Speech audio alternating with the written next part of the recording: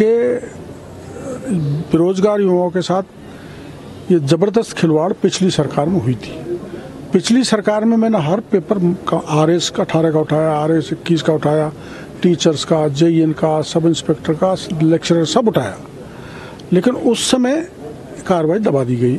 और कार्रवाई दबाने का मोटा कारण था कि इसमें बड़े अफसर भी थे और पिछली सरकार के कुछ नेता भी हैं जो भविष्य में मैं उनके नाम ले दूंगा, ये थे। अब इन्होंने जब RPSC की चोटी पकड़ ली तो फिर RPSC के चेयरमैन को क्यों छोड़ रहे हो? वो तो कटघरे में है। इसलिए वो पकड़ने का तो सिलसिला चलता रहेगा, हम प्रमाण देते रहेंगे, लेकिन ये परीक्षा रद्द होनी चाहिए, ये प्राथमिकता है।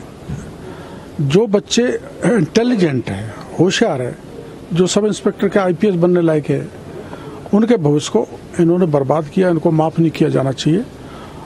और आपको ये भी पता है कि जितने फर्जी पकड़े गए हैं उनकी परीक्षा कराएगी, तो न तो लिखित में ना वाई में वो कंडम निकले।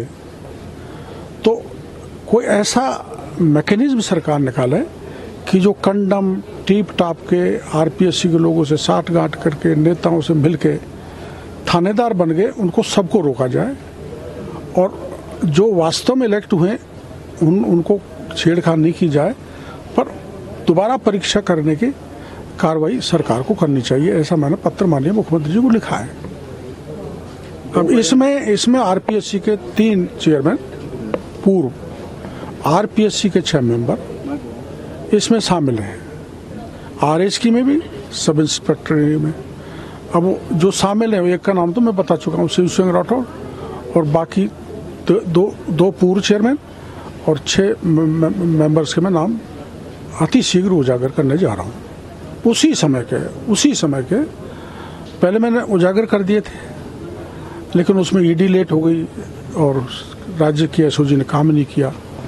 अभी मैं उजागर नहीं करना चाहूँगा, क्योंकि फिर वो आप जानते हो कहीं न कहीं सिस्टम को मैनेज नहीं कर लें, इसलिए नाम मैंने अभी बाद में नाम भूपेंद्र सारण का पत्र जो मेरे को उस समय मिला था कांग्रेस के राज में, वो मैंने आपको दिया, मीडिया के सामने बताया कि भूपेंद्र सारण से 84 लाख रुपए मोहन पोसवाल और उसके साथियों ने उगाए।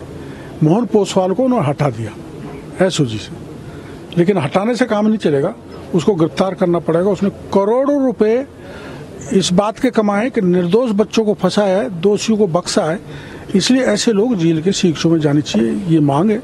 और उसके लिए ये जरूरी है कि सब इंस्पेक्टर भर्ती परीक्षा का पेपर रद्द हो, दोबारा परीक्षा कराई जाए। न पायलट साहब ने रिस्ट्रक्चरिंग की मांग की है, पुनर्गठन की। तो एक तो यह है कि उन्होंने उनके राज में रिस्ट्रक्चरिंग क्यों नहीं किया, वो तो उप मुख्यमंत्री थे, करना चाहिए था, कोई बात नहीं, भूल हो गई। पर रिस्ट्रक्चरिंग का फार्मूला बड़ा टेढ़ा है। एक RPSC मेंबर अगर भ्रष्टाचार में लिप्त हो जाए तो उसको टर्मिनेट करने के लिए फाइल प्रेसिडेंट तक जाती है, देश के राष्ट्रपति इसका वो लेना पड़ता है अनुमति।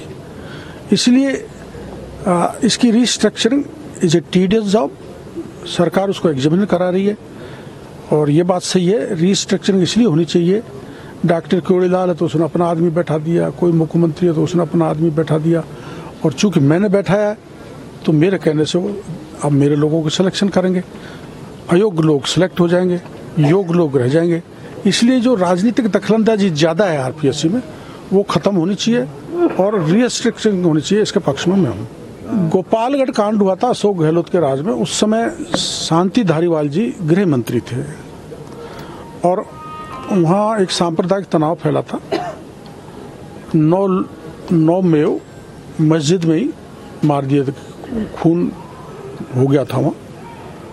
तो मेरे को उन्होंने सहयोग मांगा था, क्योंकि मैं और मीणा वो हमसे कन्वर्टेड है, तो आमतौर पर तो कोई बड़ी समस्या आती है तो मीणा में बैठ के उसका समाधान करते हैं, जाति के आधार पर नहीं, अपराधी के खिलाफ कार्रवाई हो। इसलिए मैंने उनकी मांग की थी और उसका परिणाम ये नहीं कहा कि मेरे आंदोलन के बाद राजीव गांधी को भी वहाँ आना पड़ा, और उस आने के बाद गृह मंत्री की छुट्टी हुई शांति धारीवाल की। उस समय में बीजेपी में नहीं था, इंडिपेंडेंट था, क्योंकि किसी कारणों से पार्टी ने मेरे को निकाल दिया था। अब उस समय जो FIR दर्ज हुई थी उसमें कई लोगों के नाम थे, जिसमें माननीय मुख्यमंत्री जी का भी नाम था और कोर्ट से उनकी जमानत हो गई थी। अब किसी ने याचिका लगाई है हाई कोर्ट में, और ये बात सही है कि उसमें कंडीशन थी बिना कोर्ट के आदेश से विदेश नहीं जाना चाहिए, वो चले गए। एक ये माइनर मिस्टेक है, तो मैं इसको मुख्यमंत्री जी की मिस्टेक नहीं मानता। ये जो प्रशासनिक तंत्र जिन्होंने घेर रखा है उनकी मिस्टेक है, उनको इस बात का ध्यान रखना चाहिए। बिना बात मुख्यमंत्री को कलंकित करने का काम किया है, इसलिए जिन अधिकारियों इसमें इन्वॉल्व हैं, जो मुख्यमंत्री जी की जानकारी में नहीं डाला, अदालत को नहीं बताया, उनके खिलाफ कार्रवाई होनी चाहिए। राहुल गांधी ने बदनाम क्या, तो क्लियर कट बोले हैं। क्या वो चाइना के एम्बेसडर से नहीं मिले उस समय जो ताइवान नहीं, वो कौन सी झील है अपना,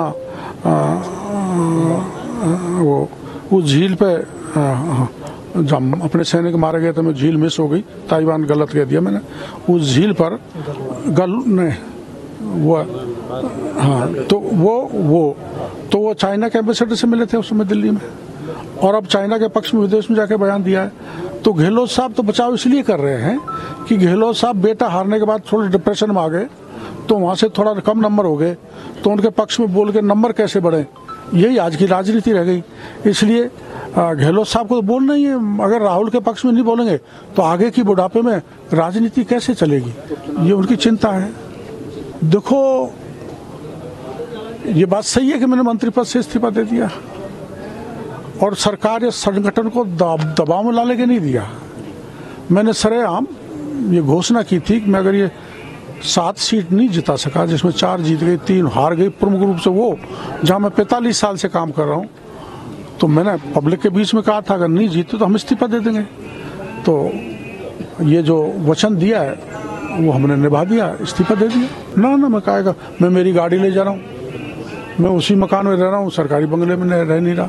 हाँ, रूटीन की फाइल जैसे आपदा आ गई तो मैं आपदा का मंत्री हूँ, तो उसको निकालना मेरी नैतिक जिम्मेदारी बन जाती है।